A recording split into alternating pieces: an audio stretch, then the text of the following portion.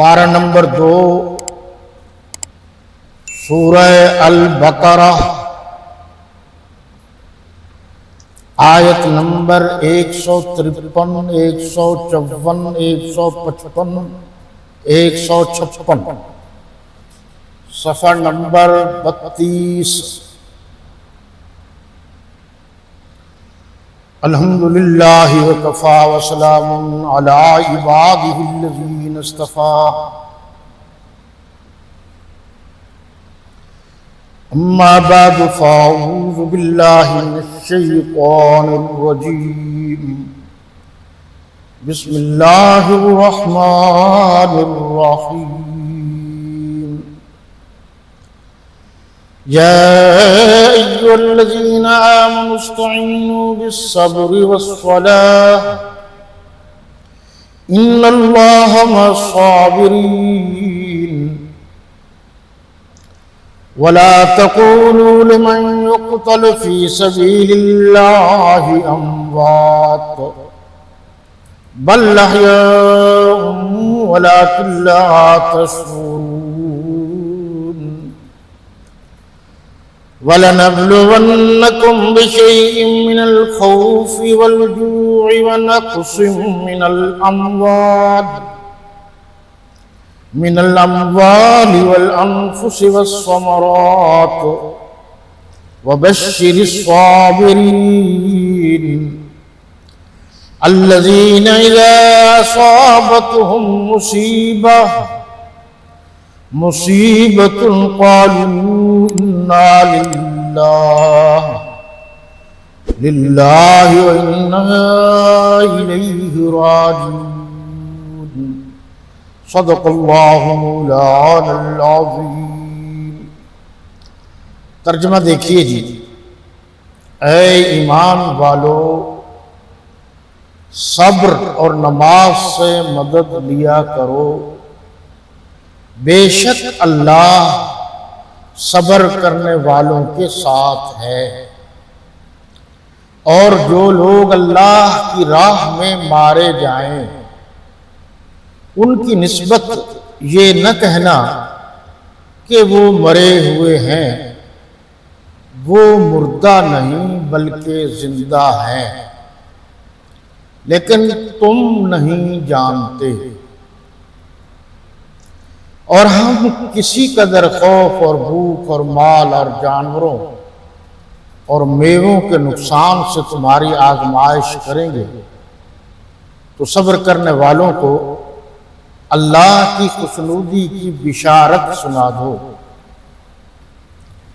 ان لوگوں پر جب کوئی مصیبت واقع ہوتی ہے تو کہتے ہیں ہم اللہ ہی کا مال ہیں اور اسی کی طرف لوٹ کر جانے والے۔ الحمدللہ، اور اللہ کے فضل و کرم اور اس کی مہربانی سے 18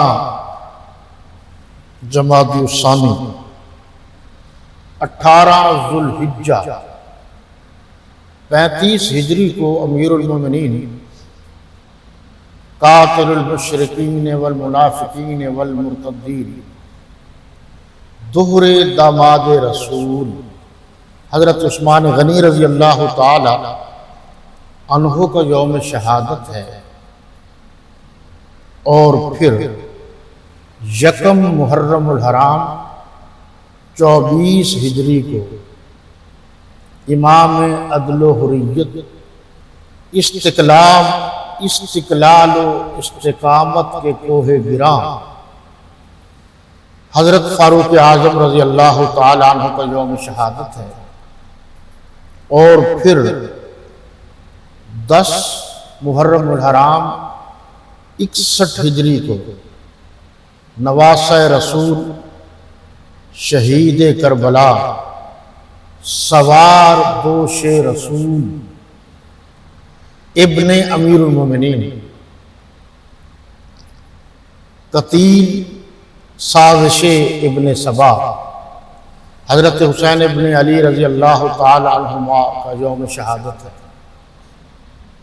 یہ اتفاق سے قریب قریب شہادتیں ہوئی ہیں، قرآن مجید نے شہداء کے بارے میں کیا کہا ہے، اس پر آپ تھوڑا سا غور کریں گے۔ یہ جی صفحہ نمبر 32 ہے، آیت نمبر 153، 154، 155، 156 اور 157، بلکہ 156 تک ہے۔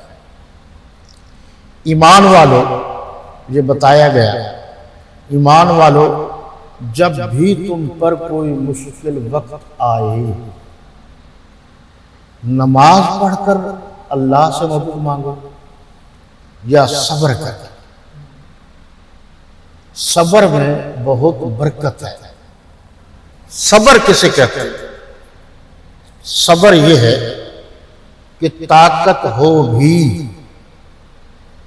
پھر بھی اپنے آپ پر کنٹرول اور قابو کیا جائے، نفس پر قابو کیا جائے، اس کو صبر کہتے ہیں۔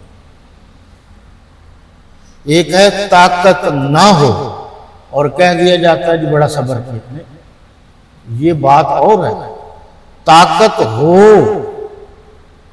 اور بدلہ نہ لے، معاف کر دے، یہ صبر ہے۔ کہا کہ اللہ صبر کرنے والوں کے ساتھ ہے۔ یہ دیکھ لیجئے، جن مقدس ہستیوں کا میں نے نام لیا ہے، یعنی حضرت عثمان غنی رضی اللہ عنہ، حضرت فاروق اعظم رضی اللہ عنہ اور حضرت حسین ابن علی رضی اللہ تعالیٰ عنہ، ان سب کا اور باقی شہداء اسلام کا ذکر آ گیا۔ آگے فرمایا وَلَا تَقُولُوا لِمَنْ يُقْتَلُ فِي سَبِيلِ اللَّهِ أَمْوَاتٌ، اور جو لوگ اللہ کی راہ میں مارے گئے، جن کو ہم کہتے ہیں شہید فی سبیل اللہ، ایسے ویسے نہیں، یعنی اللہ کی راہ میں جب ضرورت پیش آ جائے اور سب متفق ہوں اور وہ اللہ اور حضور صلی اللہ علیہ وسلم کی ختم نبوت کی بلندی کے لیے، سربلندی کے لیے جہاد کا وقت آ جائے اور وہ لڑیں اور وہ پھر مارے جائیں، قرآن نے کہا ان کی بنسبت ان کو مردہ نہیں کہہ گیا، وہ زندہ ہے، لیکن تم نہیں جانتے۔ یہ بالکل کلیئر کٹ مسئلہ ہو گیا کہ وہ زندہ ہیں، ان کو مردہ کہنے کی بھی قرآن نے اجازت نہیں دی، جو اللہ کی راہ میں شہید ہوئے۔ اور یہ لفظ جو ہے بالکل واضح ہے کہ بل احیاء، بلکہ اللہ کی راہ میں شہید ہونے والے زندہ ہیں، تمہیں اس کا شعور نہیں، یعنی یہ زندگی اور ہے، وہ زندگی اور ہے۔ ظاہر بات ہے کہ جو انسان اس دنیا سے چلا جاتا ہے اس کو پھر اس دنیا کا کوئی پتہ تھا تا وقت ہے کہ اللہ نہ بتائے، اور اس دنیا والے کو جس کو ہم اپنے ہاتھوں سے قبر میں دفن کر آئے ہیں، اس کے بارے میں بھی کوئی علم نہیں کہ اس پر کیا گزر رہا ہے، وہ اللہ ہی جانتا ہے۔ لیکن شہداء کے بارے میں بڑا واضح ہے کہ وہ زندہ ہے۔ یہ دیکھیے جی وَلَنَبْلُوَنَّكُمْ بِشَيْءٍ مِّنَ الْخَوْفِ، اور ہم کسی قدر خوف، بھوک اور مال اور جانوں اور میووں کے نقصان سے، یعنی کبھی خوف طاری ہوتا ہے، یہ بھی جو ہے نا جی آزمائش ہے، کبھی بھوک، جیسے آج کل ہمارے غزہ کے مظلوم مسلمانوں کے ساتھ ہو رہا ہے۔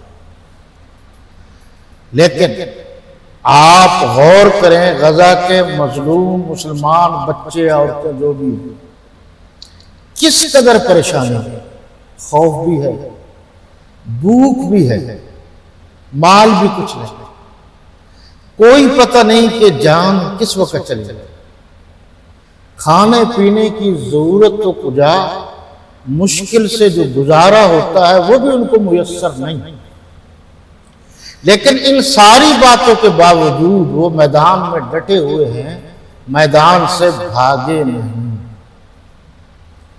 مورخین یہ کہتے ہیں کہ یہ لوگ جو ہیں صحابہ کرام کی اولادوں میں سے،